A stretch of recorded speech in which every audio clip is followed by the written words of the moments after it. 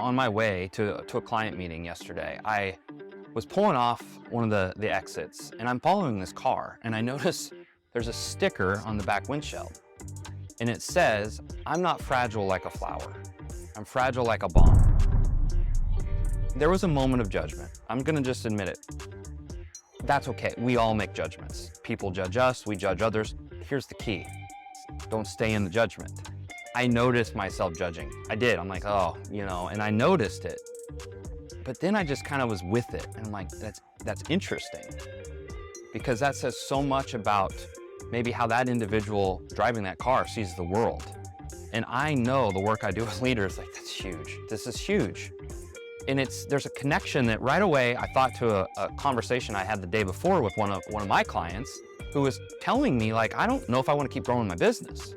Like, I'm not sure I want to manage all these people. Like, I really do not like conflict. I kind of feel like I'm walking on eggshells, and it creates a lot of anxiety. Given how much people are walking on eggshells around us. I don't like feeling like I'm walking on eggshells. It makes sense, right? There are people that see themselves fragile like a bomb. Like, think about that statement. And no judgment here. Like, this is just a way of being. Fragile like a bomb. Fragile, that word means a lot. Like a bomb means easily set off, easily triggered, easily just about to explode. So it's no wonder our leaders today are feeling a little like on edge, like, shit, like how do I communicate to somebody who's easily triggered? And I'm coming from a place of true love here. I get it, and the world is more anxious than it's ever been in all of human history, and we have a real issue here. Now, I believe, and the reason I do what I do is I believe leaders, we can have the greatest impact on our society, on this way of being. And instead of letting that lead us and letting us be at the effect of how we think other people are going to react to us, we need to truly lean into this idea of servant leadership. Servant leadership, the essence of servant leadership, we couldn't have gotten it more wrong. I'm going to do another video on this eventually, but servant leadership is not about just taking care of people. There's a huge difference between caring for people and being a caretaker. Too many leaders today see ourselves responsible for people. You're responsible to them, you have a role to play, but you're not responsible for them. They are adults, and we forget that. We've treated people like children to the point that they're treating themselves as children.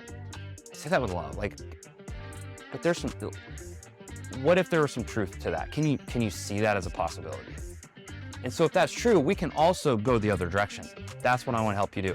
I had like 3-4 things I wanted to share with you, and I'm like, you know what? I'm going to be talking for 20 minutes. What's the most important thing? Like, what is it? What's the number one thing you can do to really master the art of leading on eggshells? I want to help you lead in a way that it doesn't even feel like walking on eggshells anymore. I want you to reframe and be somebody who is not walking on eggshells. There's a difference between being somebody who is walking on eggshells, who sees themselves walking on eggshells, and being somebody who is okay. I can get my needs met. I can communicate clearly.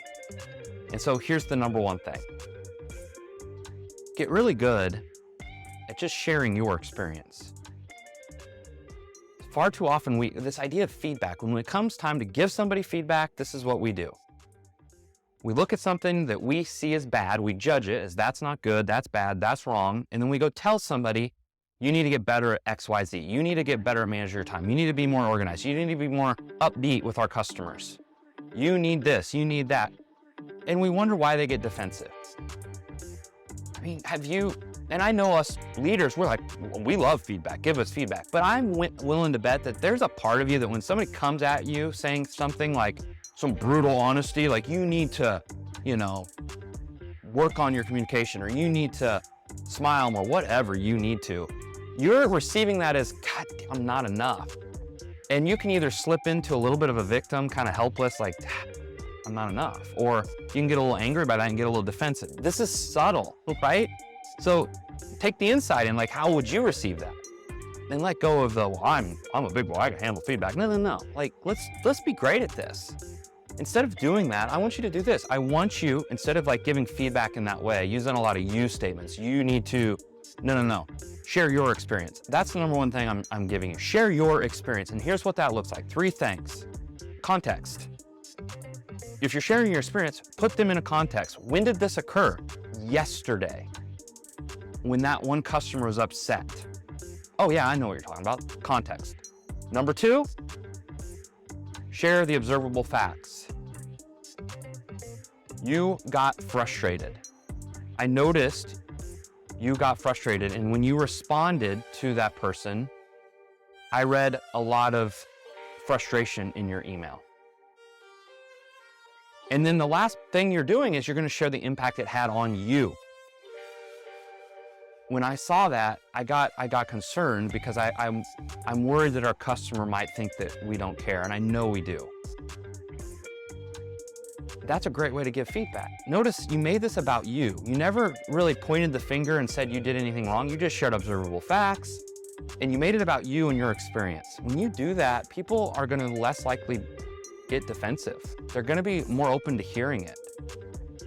And then maybe following that up with just some silence and just kind of let them respond to you, because oftentimes they will. And if they don't, just say, well, what do you think about that? You know, what do you see? Like that's it. Try that. Share the context. When did it occur? Share the observable facts. What did you observe? Like observable, like you're describing a scene in a movie. You're not judging, you're just saying this happened. Like you did physiologically, you got frustrated. You even dropped an F-bomb, you know? That's an observable fact, there's no judgment.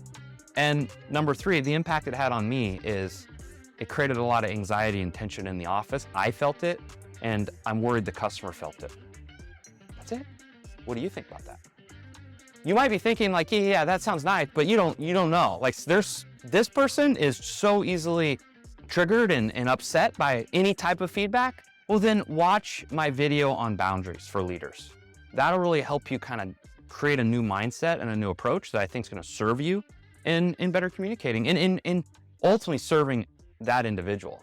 Because our job is to serve people, all people, but do it in a way that calls them to be responsible. That's what we're doing as leaders.